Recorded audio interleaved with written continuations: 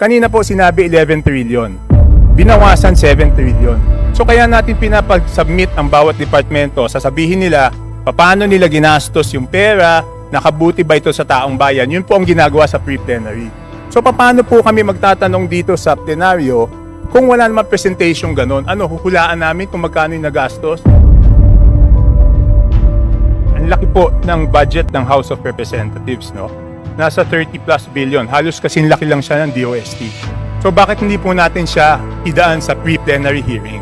Kasi dapat natin malaman kung paano ginastos yung budget ng House noong 2025, paano ginagastos yung 2026, at ano po yung basihan ng 2027 budget proposal. At kadalasan, nagpropose po ang House ng insertion na mas malaki pa doon sa original budget.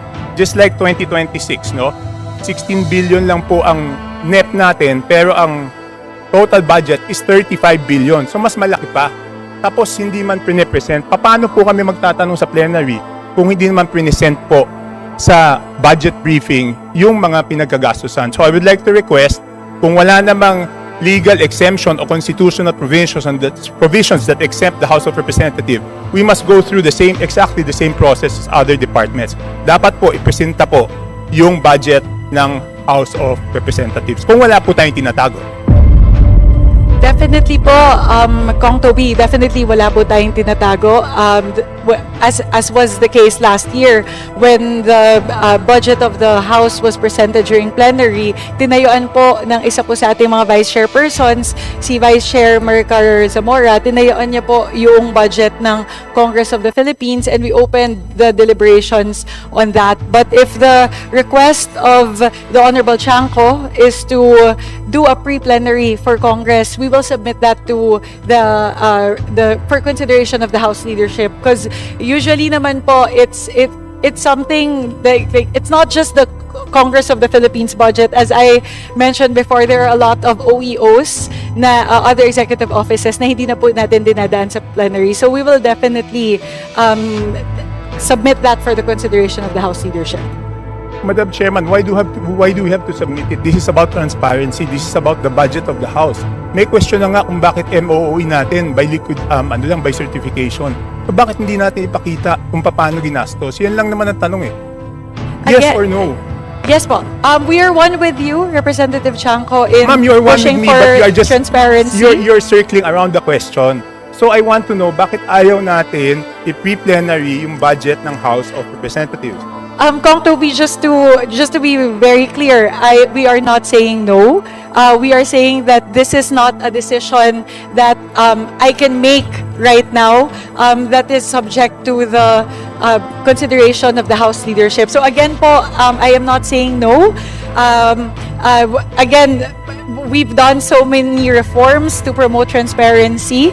We've done the BARC, bukas na po lahat ng mga amyenda, pinapakita po natin line by line, not just in the House, in the level of the House of Representatives, but even at the level of the Bicameral Conference Committee, pinapakita na rin po natin lahat ng amendments. So again, if this is a push towards transparency, most definitely po, we will support this, but this is not a decision that we can make at the moment. This needs to be submitted for the consideration of the House leadership.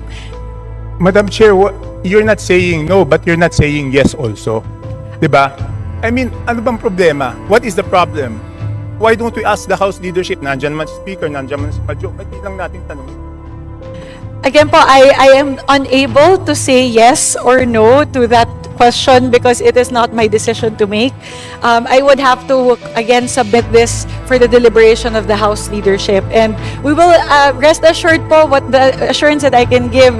If it was within my jurisdiction, I would have been able to decide right here and now.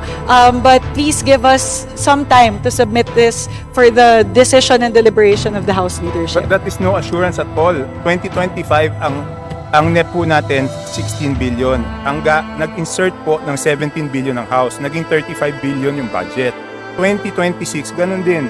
17 billion ang NEP, 27 billion ang GAA. So ibig sabihin nag-insert ulit ng 10 billion. Tapos ayaw natin dumaan sa pre-plenary. So anong problema? Kong Toby, I would like to reiterate that this is not an insertion. This was deliberated in the plenary. although there was no pre-plenary for the budget of the Congress of the Philippines, the deliberations on the budget of the Congress of the Philippines was opened up during the plenary. All members were given the opportunity to propound questions to the budget sponsor last year. So although there were no pre-plenaries for the Congress of the Philippines in the past budget hearings, meron pong pagkakataon ang lahat po ng mga miyembro na suriin yung budget ng Congress of the Philippines pagdating po ng plenary deliberation. So if again the request is to have a pre-plenary for the Congress of the Philippines budget for this year, I will most definitely po, the assurance that I can give at the moment is that I will submit it to the wisdom of the House leadership. Eh kung ganun pala, pwede naman palang sa plenary lang magtanong, bakit pa natin sila pinadadaan sa pre-plenary? Tapos tayo, ayaw natin idaan yung sarili natin sa pre-plenary. Pwede naman pala, di ba?